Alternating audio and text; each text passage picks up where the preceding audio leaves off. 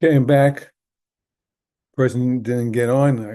I'm guessing he thinks it's 1 o'clock rather than 12:30. So it's not the end of the world. I get a chance to continue to entertain you with my stories. Let me just get a few things out of here because there's too many things in my meeting bar. And let me bring back the agenda as I was talking about it.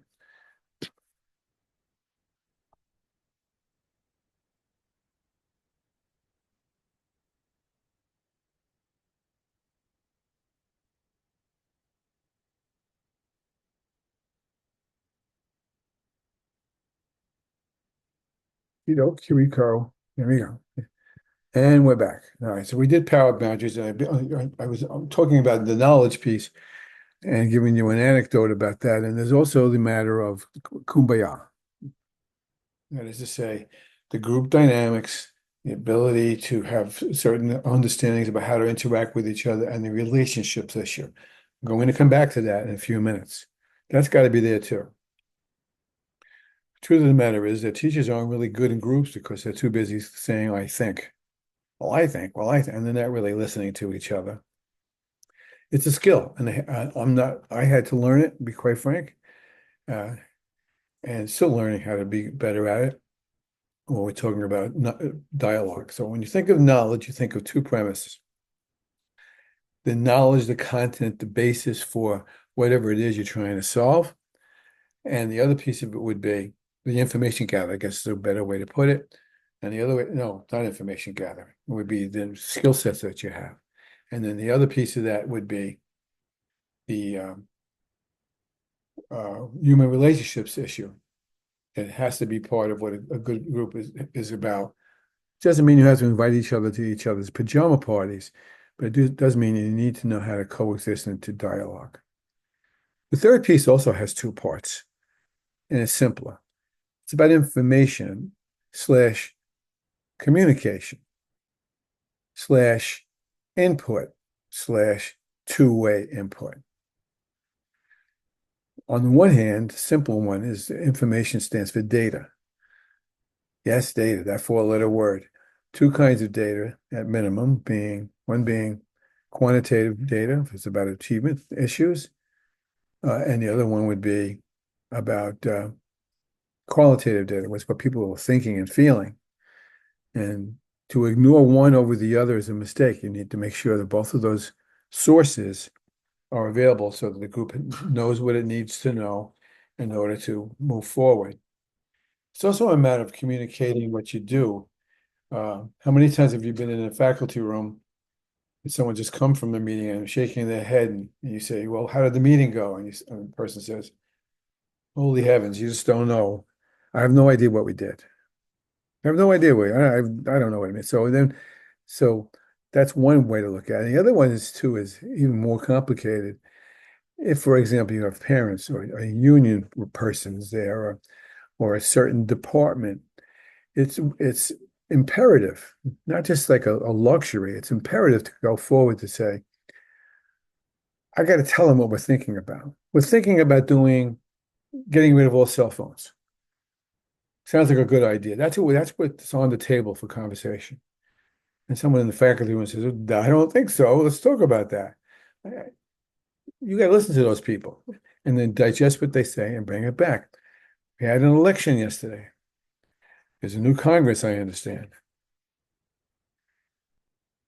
Congress people, senators or representatives are charged with taking input and communication from their constituents before they go forward to make laws and make other decisions. Whether they do it very well or if they do it at all is another conversation. And don't ask me about that today, as such. So, however, when we talk about information, we're talking about giving input, getting input. That's one piece. The other piece being getting the kind of data that the people need to make the decisions that you need to make.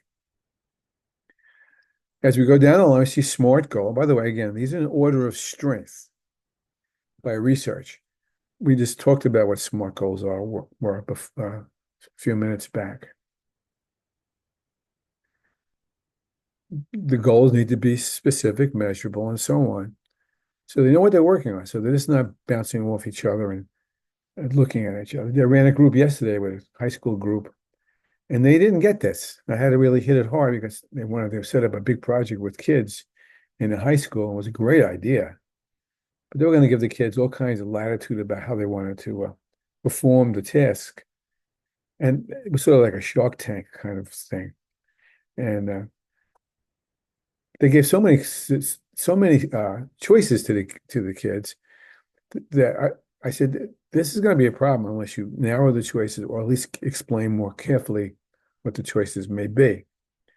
And so they needed to have smart, specific, and measurable things to consider. Delegation is a interesting point. Remember, the title ordinarily is shared decision making, although I often call it a think tank myself, or some other word along those lines, or a plan or school improvement group. All these synonyms for the same premise.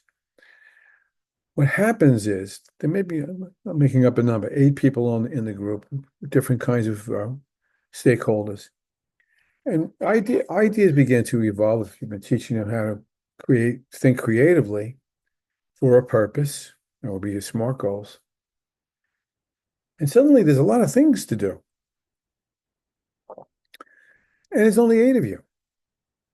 And so people get nervous because they don't know what they signed on to do as such. Now, I'm simplifying the conversation, but really what that means is a good group is going to delegate out. Delegate out. Here's a great example. I'm giving you the Reader's Digest. When I was a principal in elementary school, wasn't happy with the science scores. And that's a long story. And I went to the science curriculum specialist in the district. I said, how come? I just had taken the building over. He says, Richie, he says, Mr. So-and-so, my predecessor, was a great principal. Didn't care about how kids did on the science exam. Only wanted kids to be able to do was to read. And he spent a lot of energy on that. I said, well, you can do both. You can study science and learn how to read too, can't you? He said, absolutely. So I went back to the group and I said, let's talk about ways we can improve our achievement in science. And we came up with I don't remember who came up with the idea. And the idea now is a little embarrassing to even bring up, but here it is. And someone suggested we do a science fair. Now, teachers usually run for the hills when they hear the word science fair, and I don't even think schools do that anymore. They may have some kind of variation of it, but they don't call it science fairs. But the group decided they wanted to do a science fair. So I looked around and I said, well, I don't have the time to organize this and make all the pieces fit. So I looked around and looked at one of my fourth grade teachers, who was an outstanding teacher, and they happened to be the grade where the science curriculum was the most important. So I went to the teacher and I said, would you mind? Would you take it? And she wasn't thrilled about the idea, but she said yes. So she began to organize a science fair, and she got some friends to help her. We delegated it out, and she comes back with a pretty good plan, I thought. She's sitting in but she goes back to one of our shared decision team meetings with all the plans in place, and the custodian was sitting there. He's doing, if you can see me, he's shaking his head left to right, and I said, "What's the matter?" And he says, "It ain't going to work." I said, why isn't it going to work? There's a lot of reasons. I'll give you two. So one reason was because, since we were going to have it on a Friday night, he would have to spend his budget money, to give overtime to more custodians to clean up afterwards. Never thought of that. His input was valuable, and he should have been on that committee to begin with, but I, quite frankly, didn't think of that. And the other piece was, and as I tell you, it's almost embarrassing to say, he said, well, these kids are going to have things plugged in, right? I guess a lot of them will. We're in a pretty big school. And he said, ain't going to work. I said, well, why? And he says, you're going to blow the power in the schools. We only have so many outlets in the whole school. How are you going to do this? And I said, holy cow, we didn't delegate out enough. We didn't have this person sitting on that subcommittee that we had put together. And if you think about it, if you begin to sprinkle out little subcommittees from the think tank, now you have more than just 8 people doing all this kind of good things. Now you have lots of people. So delegation's got lots of important, and everyone always says, well, where's the resources? And resources translates almost always to money, but it isn't always money. I'm going to give it's a weak variable, but it's got to be addressed. Resources could mean time, which could mean money, but not necessarily. It often means expertise or materials. And so if you choose to work on a project, you better make sure you've got the resources in place in order to have whether you need experts about cell phones, policies, or whether you need a lawyer there to talk about whether you can do this in the first place and so on. These all go with that. The last one, and unfortunately, it's on this bottom page here. In fact, I guess I could go this way and bring it down. Would be rewards. You need a reward system, even if it's almost non-existent. You need some kind of reward system in place to motivate people, if not internally, externally. Now, these groups typically don't have reward systems in place. People do it really out of the goodness of their heart, or because they've been asked to do something, or they've been ordered to do it, which, as you know, happens more often than we want to admit to. So all that comes into play here, and that has to be accounted for. You have to figure out a way to reward the folks somehow. Even if you just put a letter in their file or buy them a slice of pizza, they'll work with you on that. It's different in business. In business, they either get fired or promoted or get raises. Not the same, obviously, in school systems. Now, what I did was I wanted to go back, when I'm going back to the knowledge piece, I said the second part of the knowledge piece was about human relationships. And I'm not going to read all this to you. This came straight out of Google Scholar, I believe. And I've talked about this before too. It, it kind of, if you can see my hands, meshes in with the model I just shared with you. Lencioni's model is not the same as Wolfsetter's, but there's certainly some overlaps. And starting from the bottom down, let's go here first. He writes about what he calls the 5 dysfunctions of a team. That is to say, that when these things are not there, the group is dysfunctional. So like a faculty doesn't talk to each other, or a union is looking for problems with the administration, or the other way around. This is dysfunction, and it almost always begins with the most important variable, that being trust. If you can't trust each other, then you have to work on that. Otherwise, you shouldn't even bother. And that takes time. You got to build that with team exercises and so forth. So I'm going to change this a little bit, call this the absence of trust. That's more specific too. Trust. Trust is the issue, but it's the absence of it that makes it dysfunctional. And going up the ladder is conflict. The absence of conflict is the dysfunction. Sometimes conflict is good. I hate the phrase, but here it comes. Sometimes you can make lemonade out of lemons. And so everybody's always agreeing with each other. Oh, that's good. The committee I was in yesterday was sort of like that. Oh, that's good. That's good. Well, that's not good, because then you don't have any creative tension to get people to think about something differently, which is what you want more often than not. So the absence of conflict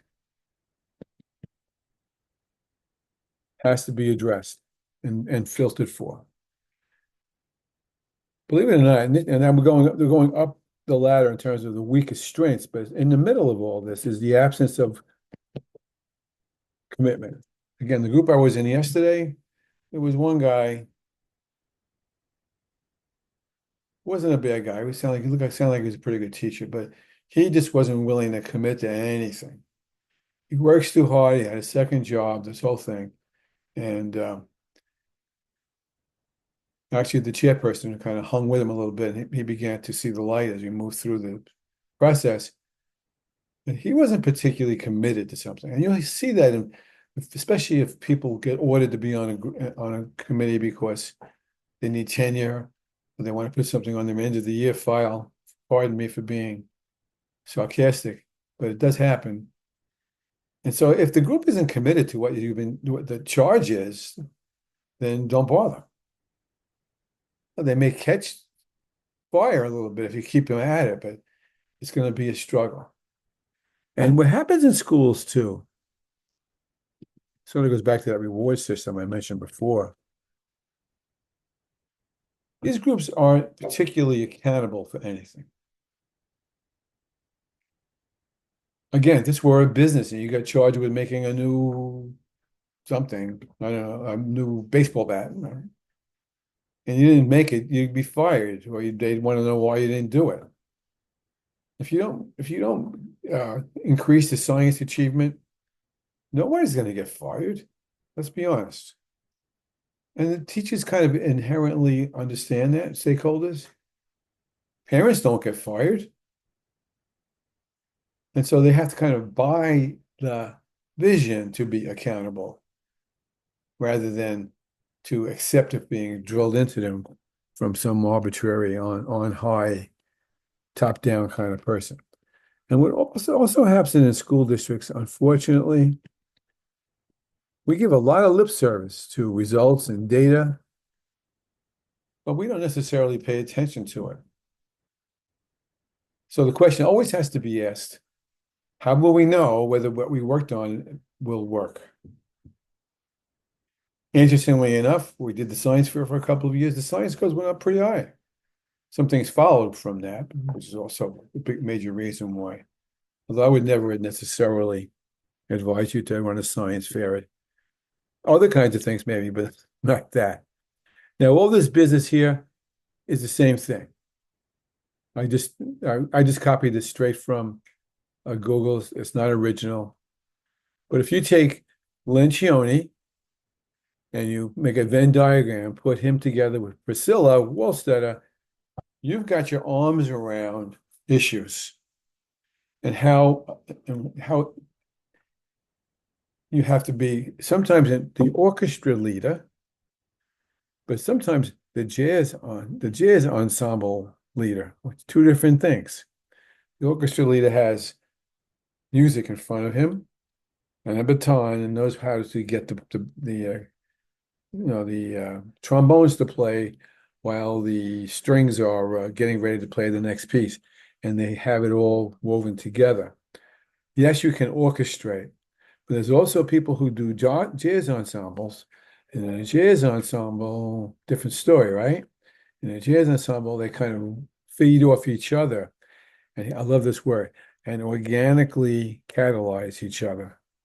That's my words. Organically catalyze. Catalyze means turn on. Naturally, not artificially, with some kind of script that you built. And so as we go back down through this, and we take a look at, I'm not going to read this